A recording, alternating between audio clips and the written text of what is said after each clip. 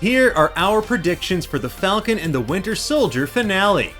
With just one episode to go and no confirmation of a second season, the Falcon and Bucky Show has an awful lot of loose ends to wrap up by this Friday's finale. Between the identity of the shadowy power broker, the impending showdown between Falcon, Bucky, and the Flag Smashers, and of course the all-encompassing question of what's in the box, the Falcon and the Winter Soldier has some explaining to do in its sixth and final episode.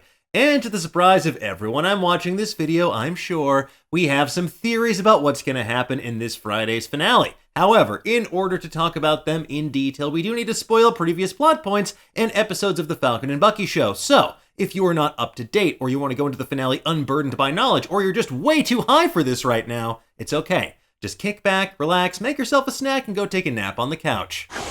Hey. Okay, let's start off with an easy-to-answer question. What's in the box? Now, I know we all had fun making Pepper Potts jokes over the weekend, but Episode 5 repeatedly teased us with a large Wakandan suitcase containing whatever favor it was Bucky called in from Io and the Dora Milaje. And considering how Falcon's wings were unceremoniously ripped off like Kratos fighting a harpy last week, this almost definitely contains a version of Sam Wilson's Captain America costume from the comics, complete with a set of vibranium wings.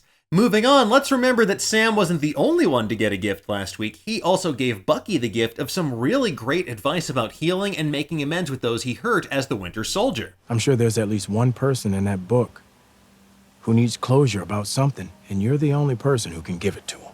After failing to come clean to his pal Yori in Episode 1, Bucky needs to admit that he is responsible for killing his son, and we should fully expect an uncomfortable but necessary conversation in Episode 6 to give these two tortured old men a modicum of peace at long last.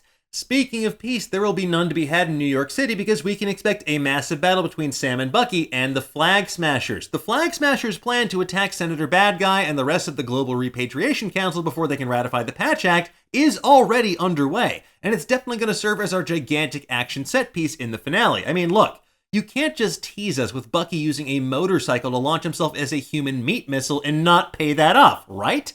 There are also shots from previous trailers of the Flag Smashers unloading people from prisoner transports that raises additional questions, like, is this Carly and company breaking out their flash mob of supporters from police custody? Likewise, we also see some helicopter dogfights in and around New York City in some of the trailers as well, which has us wondering if the Power Broker's armed goons could make another appearance on the scene to liven things up a little bit. One thing, though, is for certain, much like Super Smash Bros., a new challenger will appear, U.S. Agent. And that's right, folks, during the mid-credits scene in Episode 5, we see John Walker become Captain America as he builds a new shield in his Depression cosplay workshop. Stripped of his Captain America title, we're going to see Walker appear on the scene in New York City, hoping to try and redeem himself in some fashion, or more realistically, probably just murdering a whole bunch of other people in what he considers to be truth and justice. Now, specifically, I think that Walker's going to murder most, if not all, of the Flag Smashers, with the possible exception of Carly. And while he might not go by the U.S. Agent moniker in the show, he could also rock a homemade costume that reflects his comic book alter ego. And something tells me that Walker won't be too happy to see Sam Wilson dressed up as Captain America and wielding the shield that he still thinks belonged to him. Do you know who I am? Now, speaking of super soldiers, let's talk about the biggest question of all. Who is the Power Broker? There are still so many viable candidates for who this shadowy figure that was manufacturing super soldier serum could actually be.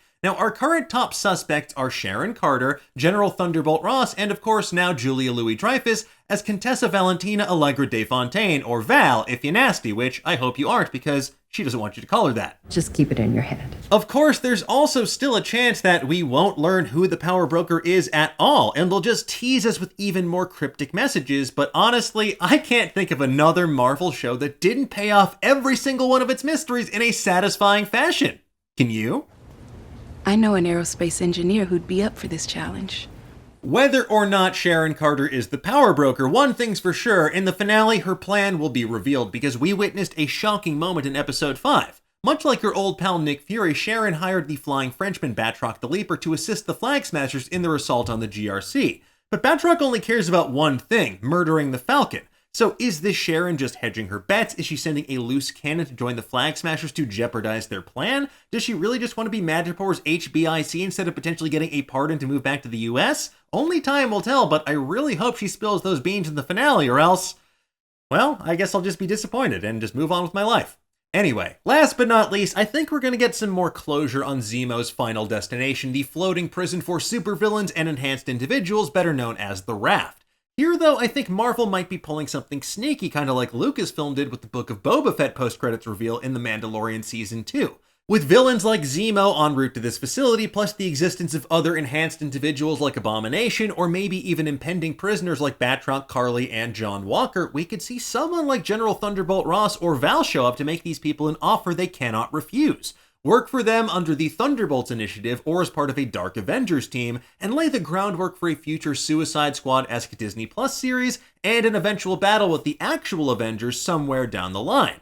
And I know what you're thinking, Zemo doesn't seem like the kind of guy who would go along with this sort of thing, especially given his MO in the MCU to date.